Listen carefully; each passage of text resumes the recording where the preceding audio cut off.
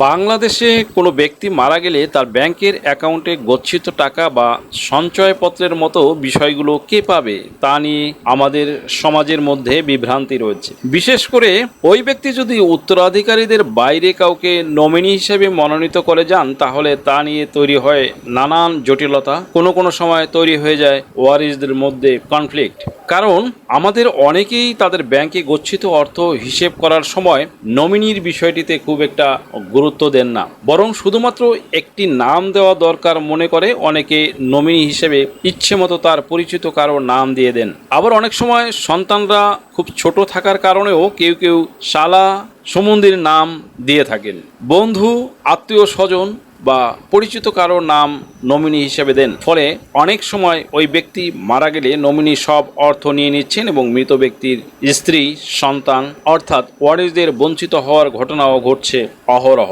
এখন প্রশ্ন উঠেছে যে ওই ব্যক্তি মারা গেলে ব্যাংক তার অ্যাকাউন্টে থাকা টাকা কাকে দেবে? নমিনি হিসেবে যার নাম তিনি দিয়েছিলেন তাকে, নাকি ওয়ারিস বা উত্তরাধিকার যারা তাদেরকে দেবে? নমিনি যদি উত্তরাধিকারীদের কেউ হন, তাহলে তিনিই কি সব টাকা পাবেন, নাকি মৃত ব্যক্তির আরও উত্তরাধিকারী যদি থাকে তারাও সেই টাকার অংশ পাবেন? এগুলো নিয়েও আছে অনেক তর্ক বিতর্ক।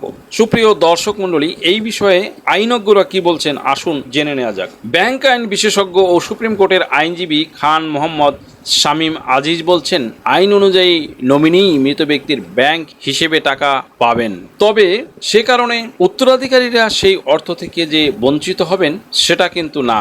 লার্নেড খানের মতে কেউ মারা গেলে তার বঞ্চিত অর্থ বা তার অ্যাকাউন্টে থাকা অর্থ নমিনিকে দিয়ে এই সম্পর্কিত প্রক্রিয়া থেকে মুক্ত হবে ব্যাংক বা আর্থিক প্রতিষ্ঠান।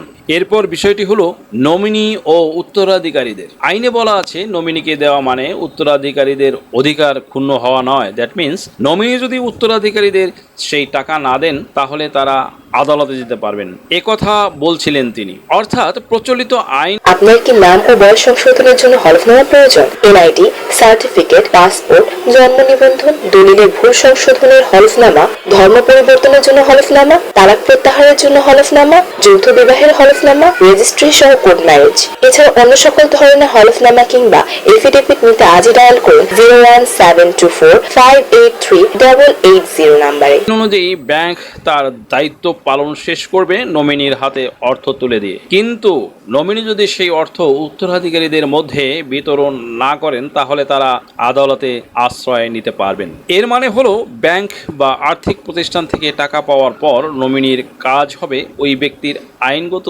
উত্তরাধিকারীদের সেটি বুঝিয়ে দেওয়া। এই প্রসঙ্গে সুপ্রিম কোর্টের আরেকজন বিজ্ঞ আইনজীবী নাজনীন নাহার বলেছেন যে নমিনি ওই ব্যাংক অ্যাকাউন্টের ট্রাস্টির ভূমিকা পালন করেন বা ওই হিসেবের ম্যানেজার মাত্র।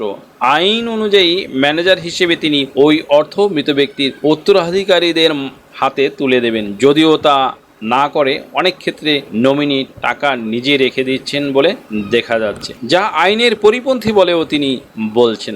নমিনি ওই অর্থ উত্তোলনের অধিকারী হবেন মাত্র ও উত্তরাধিকার আইন অনুসারে মৃত ব্যক্তির সাকসেসরদের তথা উত্তরাধিকারীদের মধ্যে তা বন্টন করবেন। তা না হলে উত্তরাধিকারীরা আদালতে গেলে প্রতিকার পাবেন। এই কথা বলেছিলেন বিজ্ঞ লার্নেড নাজনীন নাহার। আইনজীবী নাজনীন নাহার এ ধরনের একটি মামলায় এক পক্ষে আইনজীবী হিসেবে কাজ করেছেন। 2014 সালে বাংলাদেশ ব্যাংকের একজন কর্মকর্তা তার দ্বিতীয় স্ত্রীকে নমিনি করে সঞ্চয়পত্র রেখেছিলেন। পরে তিনি মারা গেলে তার দ্বিতীয় স্ত্রী ওই সঞ্চয়পত্রের বিপরীতে পুরো টাকা একাই ভোগ করতে চাইলে আইনের আশ্রয় নেন তার প্রথম পক্ষের সন্তানরা। সুপ্রিয় দর্শক মণ্ডলী, এই নিয়ে প্রথমে নিম্ন আদালত বলেছিল যে নমিনি সেই টাকা পাবেন, কিন্তু পরে হাইকোর্ট বিষয়টি হাতে নেন। বিষয়টি হাইকোর্টে যায়। হাইকোর্ট তার রায় বলে যে ওই টাকা পাবেন মৃত ব্যক্তির উত্তরাধিকারীরাই। কিন্তু বিপত্তিটা হয় তখনই যখন হাইকোর্টের এ রায় চেম্বার আদালতে স্থগিত হয়ে যায়। এখন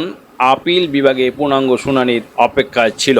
বিষয়টি চূড়ান্ত নিষ্পত্তি হয়নি বলে আগের রায় কার্যকর আছে বলে জানিয়েছেন নাজনীন নাহার। আর সে রায় অনুযায়ী নমিনির কাছেই হিসেবে টাকা হস্তান্তর করবে ব্যাংক বা আর্থিক প্রতিষ্ঠান, এমনই সিদ্ধান্ত হয়। কিন্তু আইন কি বলছে আর বাংলাদেশ ব্যাংক বা কেন্দ্রীয় ব্যাংক যা বলছে? বাংলাদেশের বিদ্যমান আইনগুলো অনুযায়ী সাধারণত মৃত ব্যক্তির সব সম্পত্তি তার ওয়ারিশ বা উত্তরাধিকারীদের মধ্যে বন্টন হয়ে থাকে, কিন্তু ব্যাংকের হিসেবে টাকা যায় নমিনির কাছে। তবে কোনো বিষয়ে একাধিক আইন থাকলে বা আইনগত জটিলতা দেখা দিলে এ বিষয়ে সর্বশেষ যে আইন হয়েছে সেটাই অনুসরণ করা হয়। এই বিষয়ে ব্যাংক কোম্পানি আইন 1991 হলো সর্বশেষ আইন। অন্য আইনে যাই থাকুক, এটি আসলে এই বিষয়ে কার্যকর হবে বলে বিদ্যমান আইন বলছে।